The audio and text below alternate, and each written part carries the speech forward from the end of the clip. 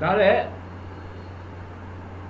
আমাদের আজকের যে আলোচ্য বিষয় সেটা হচ্ছে how should A case of disease B investigated and noted. এটা কোন অ্যাফিজমের মধ্যে রয়েছে? এই বিষয়বস্তুটা টোটাল হচ্ছে 84 থেকে 104 পর্যন্ত যে অ্যাফিজম আছে, স্যামুয়েল হ্যানিম্যানের অর্গানন অফ মেডিসিনের যে সূত্র, সেই সূত্রের মধ্যে আমরা পেয়ে যাব। তাহলে আমরা এখানে পেয়ে গেলাম অনেকগুলো অ্যাফিজম একসঙ্গে আলোচনা করার আমাদের একটা অবকাশ থাকলো। তার মধ্যে হচ্ছে কিভাবে রোগীর রোগ অনুসন্ধান করে লিপিবদ্ধ করতে হয় বা করব। তা আমরা তো বলেছি যে homeopath treat the patient not disease as per totality of symptoms. আমরা ওষুধ দিয়ে থাকি। তাহলে রোগ সম্বন্ধে আমাদের জানতে হবে কেন? কেন আমরা রোগ সম্বন্ধে জানব? তা সেই ক্ষেত্রে আমরা যেটা অর্গানন অফ মেডিসিনের দৃষ্টিতে যেটা জানি সেটা হচ্ছে একজন কোয়ালিফাইড ফিজিশিয়ান তার কি কি গুণ থাকা দরকার। What is the requisite qualification of a physician? আমরা অর্গানন অফ মেডিসিনে কিছু প্রশ্ন থাকে, সেটা হচ্ছে what is requisite qualification of a physician. একজন চিকিৎসকের কি কি কোয়ালিটি, কি কি গুণাবলী থাকতে হবে। তাহলে আমরা বিগত দিনে এটা নিয়ে আলোচনা করেছি, ক্লাস হয়েছে আমাদের। কি কি গুণাবলী থাকতে হবে, তার মধ্যে একটা হচ্ছে অন্যতম, যেটা হচ্ছে নলেজ অফ ডিজিজ। তাহলে নলেজ অফ ডিজিজ আমাদের একটা অন্যতম কোয়ালিফিকেশন। রোগ সম্বন্ধে জ্ঞান অর্জন করতে হবে। আর এই রোগ সম্বন্ধে জ্ঞান অর্জন করার জন্য আমরা যে সাবজেক্টটা পড়াশোনা করে থাকি বা করব, সেটা হচ্ছে প্র্যাকটিস অফ মেডিসিন। আর এই রোগ সম্বন্ধে জ্ঞান অর্জন করতে আমাদের কেস টেকিং, যেটা আমাদের মূল হাতিয়ার, রোগ নিরাময়ের আরোগ্যের পথে যে সমস্ত বিষয়বস্তুগুলো আছে তার মধ্যে অন্যতম হচ্ছে কেস টেকিং। তা কেস টেকিংটা আমরা কীভাবে রোগীর রোগ অনুসন্ধান করব, সেটা নিয়ে আজকে আমাদের আলোচ্য বিষয় থাকবে, আলোচনা আমরা করব। তার আগে একটু বলে নিই যে একজন ভালো চিকিৎসকের কি কি গুণাবলী থাকা দরকার। আমরা প্রথম বললাম নলেজ অফ ডিজিজ, রোগ সম্বন্ধে জ্ঞান থাকতে হবে। আরেকটা কি, নলেজ অফ মেডিসিন। শুধু মেডিসিন না, নলেজ অফ মেডিসিনাল পাওয়ার। কারণ আমাদের মেডিসিনটা কিন্তু একটু অন্যভাবে থাকে, যেটা হচ্ছে ডাইনামিক স্টেজে থাকে। তাহলে মেডিসিনাল পাওয়ার সম্বন্ধে আমাদের জ্ঞান থাকতে হবে। নেক্সট হচ্ছে knowledge of application of drug knowledge two disease knowledge. আমরা ড্রাগ নলেজ থেকে ডিজিজ নলেজের যে অ্যাপ্লিকেশন, প্রয়োগ বিধি, এই সম্বন্ধে আমাদের জ্ঞান থাকতে হবে। আরেকটা কি, knowledge of the remedy. Knowledge of remedy এটা যারা নতুন আছে তাদের বুঝতে একটা অসুবিধা আছে। কারণ আমরা রেমেডি, মেডিসিন, ড্রাগ, এই তিনটে বিষয় কিন্তু আলাদা আলাদা অর্থবহ। আমরা বাংলায় যদি বলি ওষুধ, তাহলে ওষুধ বলে আর কিছু নেই, সবই ওষুধ। কিন্তু আমাদের মেডিকেল টার্মে, বিশেষ করে হোমিওপ্যাথিক দৃষ্টিভঙ্গিতে, তিনটে শব্দ তিন রকম কিন্তু অর্থবহ। একটা হচ্ছে ড্রাগ, আরেকটা হচ্ছে রেমেডি, আরেকটা হচ্ছে মেডিসিন। এই তিনটে শব্দের কিন্তু তিন রকম অবস্থান বোঝায়। আমরা ড্রাগ বলতে বুঝি যার মধ্যে মেডিসিনাল প্রপার্টি আছে, যার মেডিসিনাল গুণ আছে, ভেষজ গুণ যার মধ্যে আছে, সেটা হচ্ছে ড্রাগ। এবার আমরা হোমিওপ্যাথরা যে ওষুধটা ব্যবহার করি সেটা কিন্তু হেলদি হিউম্যান বিইংয়ের উপরে প্রুভিং করে তার যে রেকর্ড বুক, সেই রেকর্ড বুকটাকে আমরা বলি ড্রাগ প্রুভিং। তাহলে ড্রাগ একটা হচ্ছে বস্তু যার মধ্যে মেডিসিনাল প্রপার্টি আছে, সেটা হচ্ছে ড্রাগ। আর সেইটা যখন আমরা কোনো হেলদি হিউম্যান বিইংয়ের উপরে প্রুভিং করব, কেন প্রুভিং করব, তার সেই যে লক্ষণগুলো, অন্তর্নিহিত যে লক্ষণগুলো, সেগুলো আমরা রেকর্ড করব বলে ড্রাগ প্রুভিংটা করব। ড্রাগ প্রুভিংয়ের জন্য যেটা ব্যবহার, যে রেজাল্টটা হলো, সেটা হলো আমাদের রেমেডি। তাহলে আমরা মেডিকেল যেগুলো পড়ি সেগুলো হচ্ছে রেমেডি।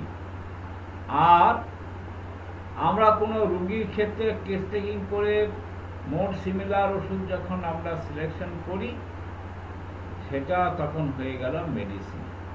যেমন ধরুন, উদাহরণ হিসাবে বলি যে বিশেষ করে যাদের বাড়ি পুরুলিয়া, বাঁকুড়া ওইদিকে আছে, এই সমস্ত অঞ্চলে জঙ্গলে কিছু গাছ পাওয়া যায়, তার নাম হচ্ছে কুচিলা। কুচিলা আপনারা ইন্টারনেটে ছবি দেখতে পাবেন, ঠিক চাটকি চাটকির মতো ছোট ছোট শক্ত একরকম মানে বীজ। সেই বীজগুলো হচ্ছে বিষাক্ত বীজ, সেটা যদি আপনি এমনি খান মানুষ মারা যাবে। তা সেই কুচিলা বীজ থেকে আমাদের একটা ভালো, সুন্দর এবং প্রচণ্ড ব্যবহৃত একটা ওষুধ আছে, তার নাম হচ্ছে নাক্স ভমিকা। এই কুচিলা বীজ থেকে যে ওষুধটা তৈরি হয় সেটা নাক্স ভমিকা। তাদের কুচিলাটা হচ্ছে ড্রাগ। আর কুচিলাকে যখন আমরা পোটেন্টাইজ করে, মাদার টিনচারই হোক বা পোটেন্সি হোক, আমরা যেটা ড্রাগ প্রুভিংয়ের সঙ্গে যেটা প্রয়োগ করব, করে যে আমরা মেডিকাল যে লক্ষণগুলো খুঁজে বের করব, তখন সেটা হয়ে যাবে রেমেডি। এই নাক্স ভূমিকাই তখন হয়ে যাবে রেমেডি। এবার আমি রুগী দেখার পরে টোটালিটি অফ সিমটমসের উপরে বেস করে যখন আমি সেই নাক্স ভূমিকাটাকে দেব, তখন সেটা হয়ে যাবে মেডিসিন। তাহলে আমরা এখানে যেটা বলছে যে রিকোয়েজিট কোয়ালিফিকেশন অফ এ ফিজিশিয়ান, সেখানে কিন্তু আমাদের ড্রাগ বা রেমেডি বা মেডিসিন এই সম্বন্ধে নলেজ থাকতে হবে। অর্থাৎ নলেজ অফ রেমেডি থাকতে হবে। তারপরে হচ্ছে নেক্সট যেটা হচ্ছে knowledge of the exact quantity of dose. আমরা অনেক সময় আলোচনা করি কোয়ান্টিটি, কতটা পরিমাণে দেব। আমরা কোনো ওষুধ বা বিশেষ করে মাদার টিনচার যখন আমরা ব্যবহার করি, তখন 5 ফোঁটা, 10 ফোঁটা, 15 ফোঁটা, কোনো ওষুধ 20-25 ফোঁটা ব্যবহার করা হয়। তাহলে তাকে তার নলেজ থাকতে হবে exact quantity of the dose, কতটা ডোজ দেবে। আমরা যখন পোটেন্টাইজ মেডিসিন দেব, তখন আমরা বলছি সিঙ্গেল মেডিসিন, সেই মেডিসিনটা কোয়ান্টিটি কেমন হবে, অর্থাৎ মিনিমাম ডোজ দেব। মিনিমাম ডোজ বলতে কতটা মিনিমাম, কোনটা মিনিমাম, মিনিমামের তো একটা সীমা পরিসীমা থাকে। তাহলে হ্যানিম্যানের আমলে পরীক্ষিত ছিল, সেটা হচ্ছে যে আমি যত সূক্ষ্ম মানে ক্ষুদ্রতম অংশ হিসেবে দিই না কেন, 1 ফোঁটার কমে কিন্তু আমি দিতে পারছি না। কারণ আমি যখন ড্রপ কাটবো, সেটা 1 ফোঁটা হবে। এবং একটা পিকুলার ব্যাপার হচ্ছে, এটা পরীক্ষিত, আপনারা পরীক্ষা করে দেখতে পারেন। আপনি যেভাবে ফোঁটা কাটেন না কেন, সেই 1 ফোঁটা ওষুধ কিন্তু 1 মিলির বেশি হবে না। ওর যে পরিমাপটা সেটা কিন্তু 1 মিলি হবে। তাহলে মিনিমাম ডোজ বলতে কিন্তু আমরা বুঝি 1 মিলি। এবার পরবর্তীকালে হ্যানিম্যান বিভিন্ন রকম গবেষণা করে যেটা দেখতে পেয়েছেন, সেটা হচ্ছে ওটাকে আরো সূক্ষ্ম স্তরে নেওয়া যায়। এবং এই আরো সূক্ষ্ম স্তরে নিয়ে গবেষণা করতে গিয়ে স্যামুয়েল হ্যানিম্যান তিনি কিন্তু পরবর্তীকালে যেটা আবিষ্কার করেছিলেন সেটা হচ্ছে 50 মিলিসিমাল পোটেন্সি।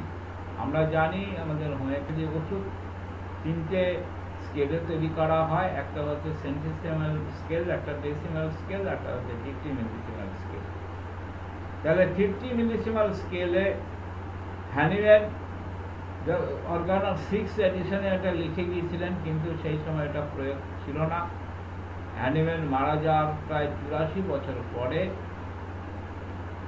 আমেরিকার প্রখ্যাত ডাক্তার উইলিয়াম বরিক, সেটা আমেরিকার ভাষায় না, সরি, ওখানে জার্মানি ওটা অনুবাদ করা হয়েছিল, করে সেইটা আমেরিকাতে উইলিয়াম বরিক সেটা অনুবাদ করেন, করে সেটাকে পাবলিশ করেন। এবং সেখান থেকে পৃথিবীর বিভিন্ন প্রান্তে সেটা ছড়িয়ে যায়। তাহলে হ্যানিম্যানের জীবদ্দশায় কিন্তু 50 মিলিসিমাল পোটেন্সি ওষুধ কিন্তু প্রয়োগ হয়নি। পরবর্তীকালে তার মৃত্যুর বহু বছর পরে, অর্থাৎ 84 বছর পরে 50 মিলিসিমাল পোটেন্সিটা প্রয়োগ শুরু হলো। তাহলে 50 মিলিসিমাল পোটেন্সিটা কিভাবে তৈরি করা হয়? 1:50,000 রেশিওতে তৈরি করা হয়। সেটাকে আবার কি করা হয়? সেটাকে মেডিকেট করা হয় 10 নম্বর গ্লোবিলসে। যারা প্র্যাকটিস করছেন তারা ভালো বলতে পারবেন যে আমাদের যে গ্লোবিলসগুলো আছে, 40 নম্বর গ্লোবিলস, 30 নম্বর গ্লোবিলস, 20 নম্বর গ্লোবিলস, সাধারণত আমরা 20 নম্বর গ্লোবিলসটা বেশি ব্যবহার করে থাকি। এবার 50 মিলিসিমাল পোটেন্সির ওষুধ কিন্তু 10 নম্বর গ্লোবিলসে তৈরি করা হয়। তাহলে 1 মিলি, আমরা মিনিমাম ডোজ বলতে বুঝি 1 মিলি। 1 মিলি মানে হচ্ছে 1 ফোঁটা। তাহলে 1 ফোঁটা ওষুধ কিন্তু 10 নম্বর গ্লোবিলসকে কয়েকশো মানে কয়েকশো গ্লোবিলসকে কিন্তু সিক্ত করতে পারে, মেডিকেট করতে পারে। তাহলে 1 মিলি লিকুইড ওষুধ অন্তত 10 নম্বর গ্লোবিলসে কয়েকশো গ্লোবিলসকে মেডিকেট করতে পারে। তাহলে এবার 50 মিলিসিমাল পোটেন্সি ওষুধ যখন আমরা প্রয়োগ করব তখন করা হয় 100 ml জলের মধ্যে একটা মাত্র গ্লোবিলস দেওয়া হয়। 10 নম্বর গ্লোবিলস, একটা মাত্র গ্লোবিলস দেওয়া হয়। তাহলে আমরা মিনিমাম ডোজটা কত সূক্ষ্ম স্তরে নিয়ে গেলাম। তাহলে এখন যেটা requisite qualification of a physician, এই আলোচনার মধ্যে দিয়ে আমরা কি পেলাম? Knowledge of the exact quantity of dose. তাহলে ডোজ সম্বন্ধে আমার সঠিক ধারণা থাকা দরকার, অর্থাৎ চিকিৎসকের কোয়ালিফিকেশনের মধ্যে অন্যতম একটা কোয়ালিফিকেশন। নেক্সট হচ্ছে knowledge of preparation of dose. তাহলে requisite qualification of a physician, তাহলে সেখানে কিভাবে আমরা ওষুধ তৈরি করব সেই সম্বন্ধে জ্ঞান থাকা দরকার। এই জ্ঞানটা আমরা কোথায় পাবো?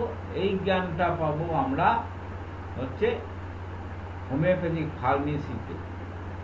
হোমিওপ্যাথিক ফার্মেসিতে আমরা পাবো কিভাবে ওষুধ তৈরি করতে হবে। অর্থাৎ আমরা রোগীকে যখন ওষুধ দেব, সেই ওষুধটা তো আবার আমাকে ডোজ তৈরি করতে হবে। সেই ডোজটা আমরা কিভাবে তৈরি করব সেই নলেজটা আমাদের জানতে হবে। এবার হচ্ছে আমরা knowledge of repetition of dose, আমরা কিভাবে কতক্ষণ অন্তর অন্তর সেই রিপিটেশনটা করব সেই সম্বন্ধে আমাদের জ্ঞান থাকতে হবে। আর হচ্ছে knowledge of the obstacle two cure, আমরা এর আগেও আলোচনা করেছি, আমার ওষুধ ঠিক হলো, পোটেন্সি ঠিক হলো, কিন্তু রুগী আরোগ্য হচ্ছে না। তাহলে সেই ক্ষেত্রে কেন এরকমটা হয়? সেটা হচ্ছে আরোগ্যের পথে কিছু বাধা সৃষ্টি হয়। এই আরোগ্যের পথে বাধা সম্বন্ধে আমাদের জ্ঞান থাকতে হবে, সেই ব্যাপারে আমাদের সতর্ক থাকতে হবে। তাহলে আরোগ্যের পথে বাধা আবার দুই ধরনের বাধা হয়। একটা হচ্ছে মাইজেমেটিক বাধা, আমার ওষুধ ঠিক হয়েছে কিন্তু বিভিন্ন রকম মায়াজম সে বাধা সৃষ্টি করছে, ওয়েল সিলেক্টেড রেমেডি আমার ফেল করছে, তাহলে সেটা হচ্ছে আরোগ্যের পথে একটা বাধা। আরেকটা বাধা হচ্ছে এক্সাইটিং কজ, অর্থাৎ আমার বিভিন্ন রোগ আছে, যে রোগটা যে কাজটা করলে রোগটা বৃদ্ধি হয়, সেই রোগ কাজ কজেশনটাকে আমরা রিমুভ করতে পারি না। আমরা এর আগেও আলোচনা করেছি যে আমাদের ফুলের গন্ধে অনেকে সেন্সলেস হয়ে যায়।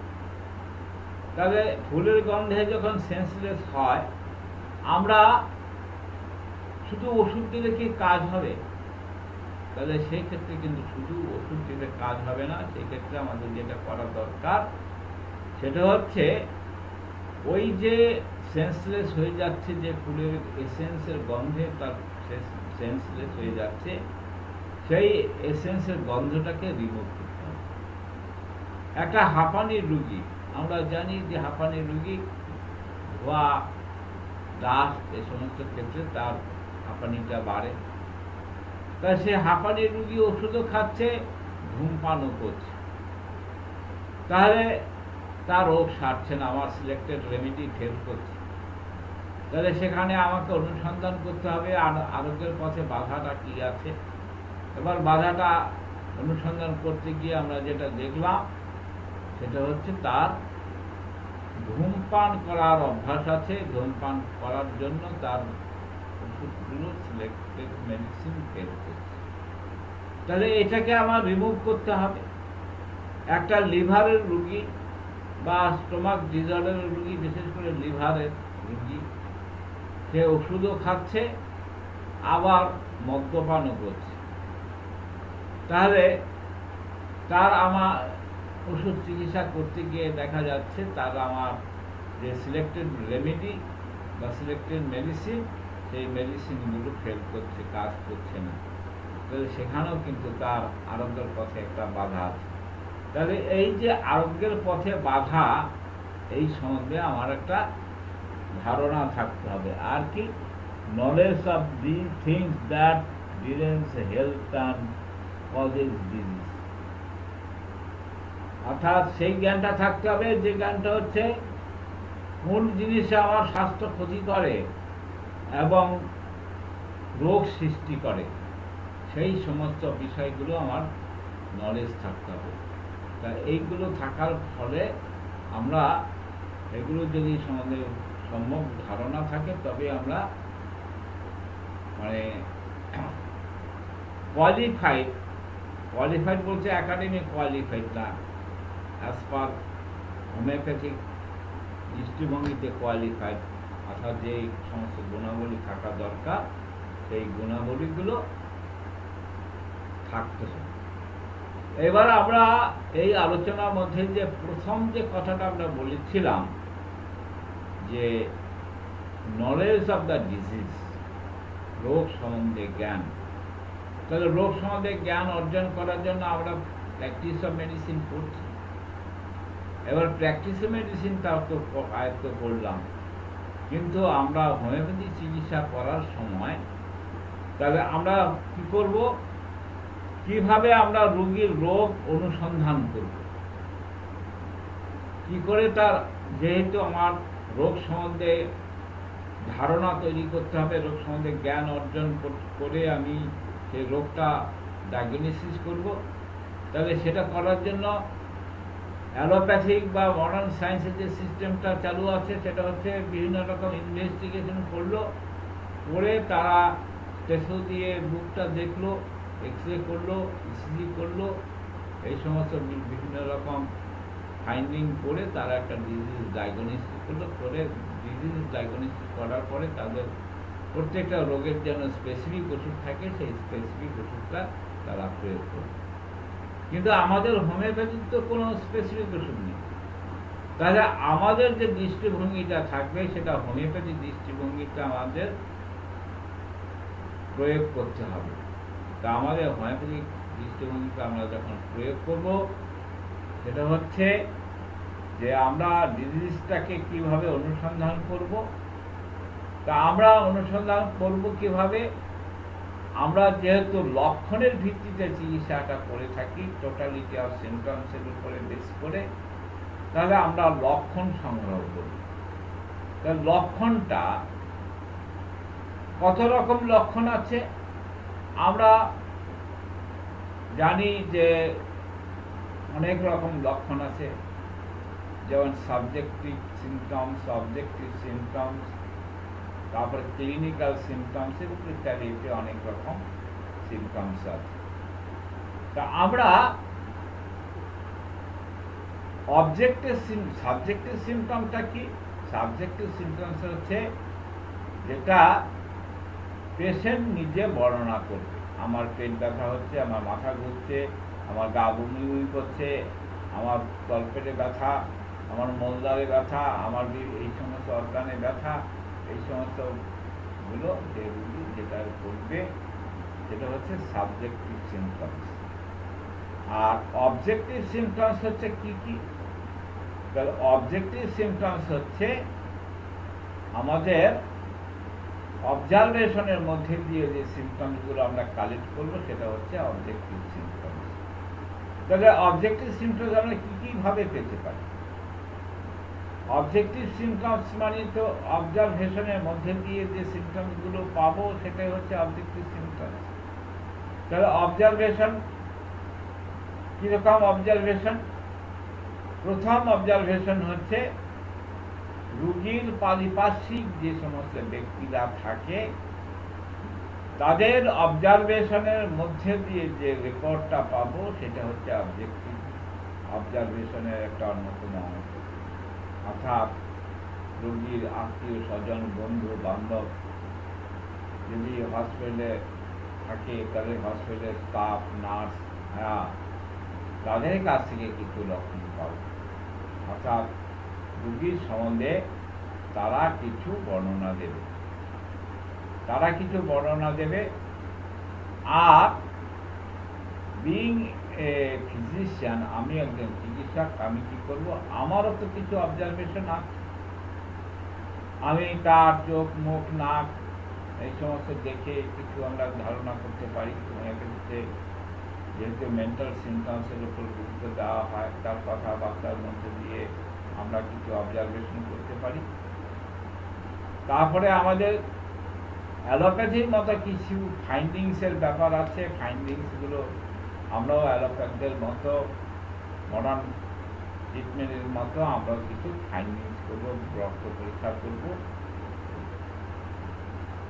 এক্স রে, ইসিজি ইত্যাদি ইত্যাদি সব টেস্টগুলো করব, করে আমরা কিছু ফাইন্ডিংস বের করব। তাহলে এই ফাইন্ডিংসগুলো বের করার সময় আমরা কি করব, সেটা সাবজেক্টিভ সিমটমস হোক, অবজেক্টিভ সিমটমস, তার কিছু টেকনিক আছে। সেই টেকনিকটা হচ্ছে রুগী বা রুগীর সঙ্গে যারা আত্মীয় স্বজন যারা আসবে তাদের ভাষায় তাদের মতো করে বলতে দিতে হবে। সেখানে কোনো রকম ইন্টারফেয়ার করা চলবে না বা বাসপথে তাকে থামিয়ে দেওয়া যাবে না, কারণ তার বর্ণনা দেওয়ার সময় তার একটা ভাব থাকে, তার একটা বলার স্পৃহা থাকে। আমি যদি মাঝখান থেকে তাকে যদি বাধা দিই, তাহলে কিন্তু আমাদের সেখানে তার মাইন্ডটা ডাইভার্ট হয়ে যেতে পারে। এই মাইন্ডটা ডাইভার্ট হয়ে গেলে সে অনেক কিছু বাদ পড়ে যাবে।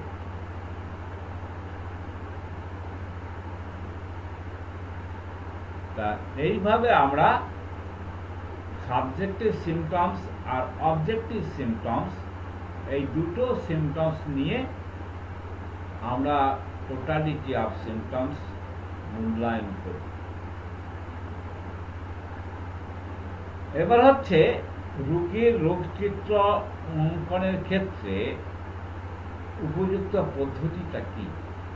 আমরা এই যে পেশেন্টের যে ডিজিজ পিকচারটা, এই পিকচারটা আমরা অঙ্কন করব বা তৈরি করব, সেখানে তো হোমিওপ্যাথিক দৃষ্টিভঙ্গিতে একটা পদ্ধতি আছে। তাহলে উপযুক্ত পদ্ধতিটা কি হবে? What is the proper scheme of writing down the rubrics of A case of disease. রোগীর যে রোগ চিত্র, এই চিত্রায়িত করার জন্য বা অনুসন্ধান করার জন্য উপযুক্ত পদ্ধতিটা কি হবে? তাহলে মনে রাখা উচিত, রোগী এবং রোগের লক্ষণসমূহ সর্বতোভাবে এবং পুঙ্খানুপুঙ্খভাবে পরিদর্শন এবং তাদের চিত্র পর্যবেক্ষণ না করলে সে রোগের আরোগ্যকর হোমিওপ্যাথিক ওষুধ নির্বাচন করা মোটেই সম্ভবপর নয়। তাহলে আমরা এই যে পেশেন্টের পিকচার, তার যে ছবি আমরা আঁকবো, সেই ছবিটা আঁকার সময় কোন কোন বিষয়ের প্রতি আমাদের মনোযোগ দিতে হবে? এক নম্বর হচ্ছে ব্যাধির আক্রমণ কতদিনের, স্বল্প দিনের না বেশি দিনের, দীর্ঘদিনের কিনা, এই বিষয়ে আমরা লিপিবদ্ধ করব। আমাদের কিন্তু মানে কেস টেকিং মানে হচ্ছে আমরা যা কিছু শুনবো সবই কিন্তু আমরা লিপিবদ্ধ বা লিখে রাখবো। এবার হচ্ছে ব্যাধি কোনো অখ্যাতিকর কারণ বা স্বজ্ঞাত বিষয় আছে কিনা। কিরকম? সেটা হচ্ছে তার বিষপানের কোনো ইতিহাস আছে কিনা, আত্মহত্যা প্রবণতা আছে কিনা বা ইতিহাস আছে কিনা, আত্মহত্যা করার চেষ্টার কোনো ইতিহাস আছে কিনা, তার হস্ত মৈথুনের অভ্যাস আছে কিনা, তার অস্বাভাবিক বা ব্যভিচারী কোনো ইতিহাস আছে কিনা, তার মদ্যপান বা অতি ভোজন বা অতিরিক্ত সেক্স প্রয়োগ এই সমস্ত আছে কিনা, ব্যাধি সংক্রমণের ইতিহাস আছে কিনা, তার প্রণয় ঘটিত কোনো বিষয় আছে কিনা, কিংবা পরশ্রী কাতরতা, ঈর্ষা, উৎকণ্ঠা, পারিবারিক কলহ বা পারিবারিক অকল্যাণ, অর্থকৃচ্ছতা, বন্ধু বিচ্ছেদ, অথবা মেয়েদের ক্ষেত্রে ইউটেরাসের প্রলাপস অফ দ্য ইউটেরাসের ইতিহাস আছে কিনা। আমরা কুসংস্কারের বশে অনেক কিছু করে থাকি এবং কুসংস্কারের জন্য অনেক সময় আমাদের ভীতি থাকে। তার সেই ধরনের কোনো কুসংস্কার আছে কিনা, রোগীর চেহারা এবং তার যে বডি স্ট্রাকচার, সেই বডি স্ট্রাকচারের ছবিটা আমাদের অঙ্কন করতে হবে।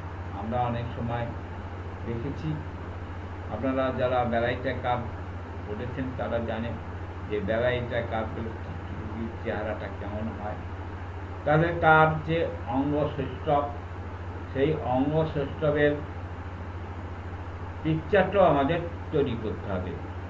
তার স্মৃতিশক্তি কেমন, দুর্বল না প্রবল, মেধা কেমন, মস্তিষ্কজনিত কোনো লক্ষণ বা উপসর্গ আছে কিনা, আমাদের যে নার্ভাস সিস্টেম, সেই নার্ভাস সিস্টেমে কোনো ডিসঅর্ডার আছে কিনা,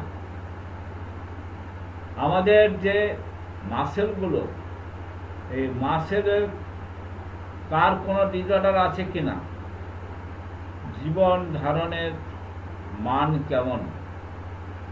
সবার জীবন ধারণের মান একরকম নয়, সুতরাং ভিন্ন ভিন্ন লোকের জীবন ধারণের মান ভিন্ন ভিন্ন। তবে সেই মানটা আমাদের নোট ডাউন করতে হবে। তার অকুপেশন বা পেশাটা কি, আমরা আগের দিনও আলোচনা, টেস্টিংয়ের সম্বন্ধে আমরা আগের দিনও আলোচনা করেছিলাম যে পেশার উপরে কিন্তু আমাদের অনেক জিনিস নির্ভর করে। অনেক রোগ আমরা পিছনে তার ইতিহাসে তার পেশাগত কারণ থাকে।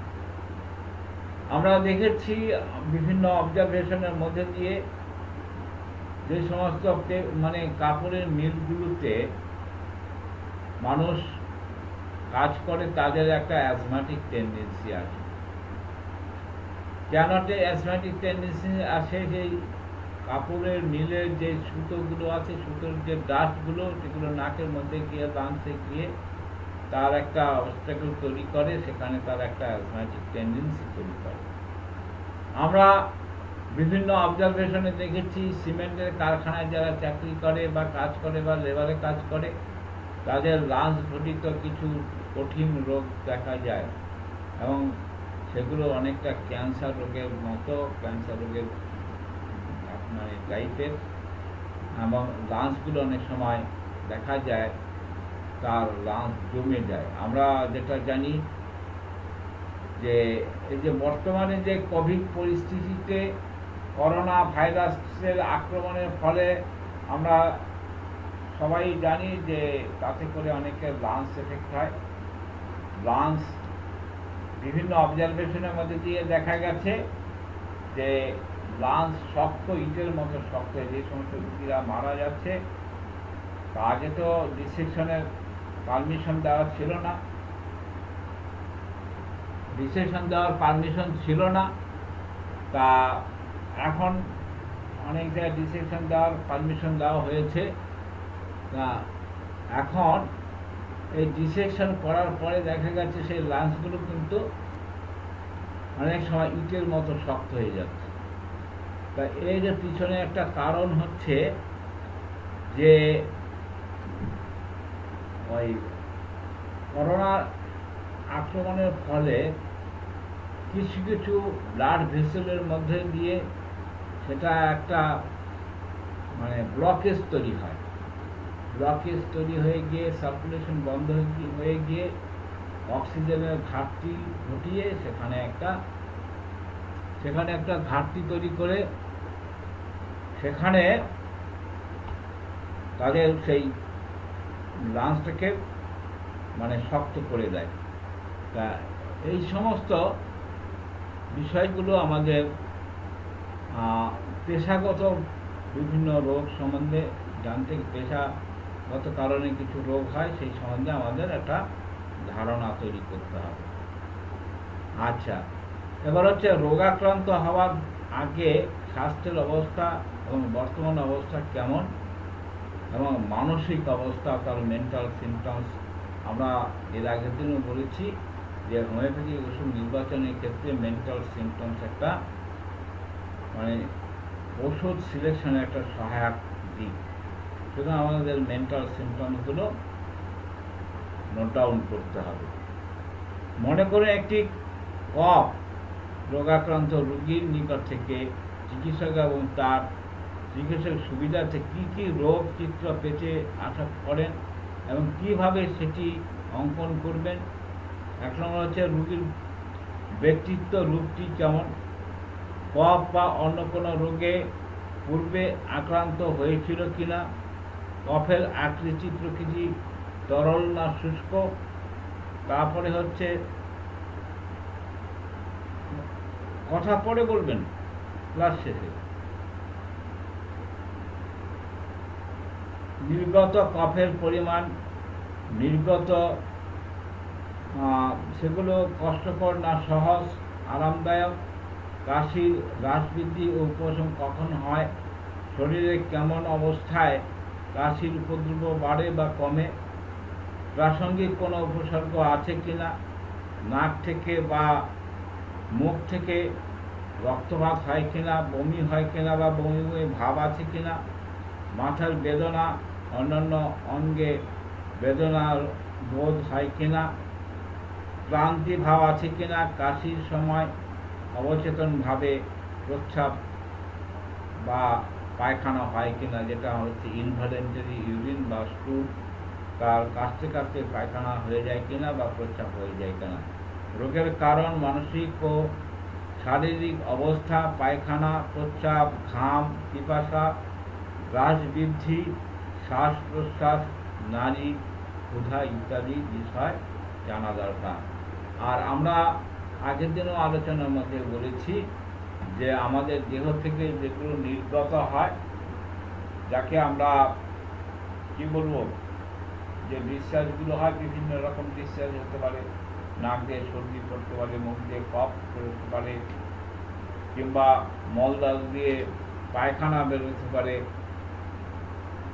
জেনিটাল পার্ট যে প্রস্রাব বেরোতে পারে, মেয়েদের পার ভ্যাজাইনা দিয়ে সাদা স্রাব বা মেনস্ট্রুয়েশন হতে পারে, কান দিয়ে পুঁজ গলাতে পারে।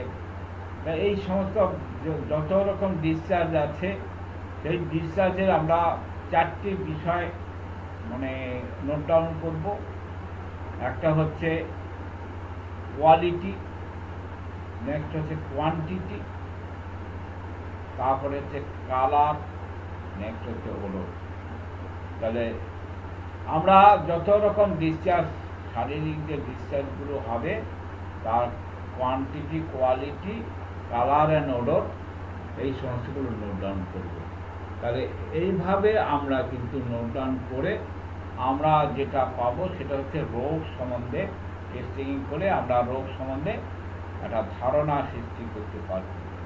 তাহলে রোগ সম্বন্ধে আমরা অর্গানন অফ মেডিসিনের একজন ফিজিশিয়ানের রিকোয়েজিট কোয়ালিফিকেশন হিসাবে যেটা কতগুলো আলোচনা করলাম, তার প্রথম 1 নম্বরে রয়েছে সেটা হচ্ছে রোগ সম্বন্ধে জ্ঞান, knowledge of disease. Knowledge of ডিজিজকে যদি আমরা অ্যানালিসিস করতে চাই, তাহলে আমাদের যেটা দরকার সেটা হচ্ছে অর্গানন অফ মেডিসিনের যে প্রথম কথা, সেটা হচ্ছে যে রিকোয়েজিট কোয়ালিফিকেশন অফ এ ফিজিশিয়ান। সেখান থেকে আমরা রোগ সম্বন্ধে জ্ঞান কোথা থেকে আমরা অর্জন করব, সেটা হচ্ছে হ্যানিম্যানের অর্গানন অফ মেডিসিনের 184 থেকে 104 পর্যন্ত এই যে সূত্রগুলো, এই সূত্রগুলো অধ্যয়ন করলে আমরা এই বিষয়ে সম্যকভাবে অবগত হব।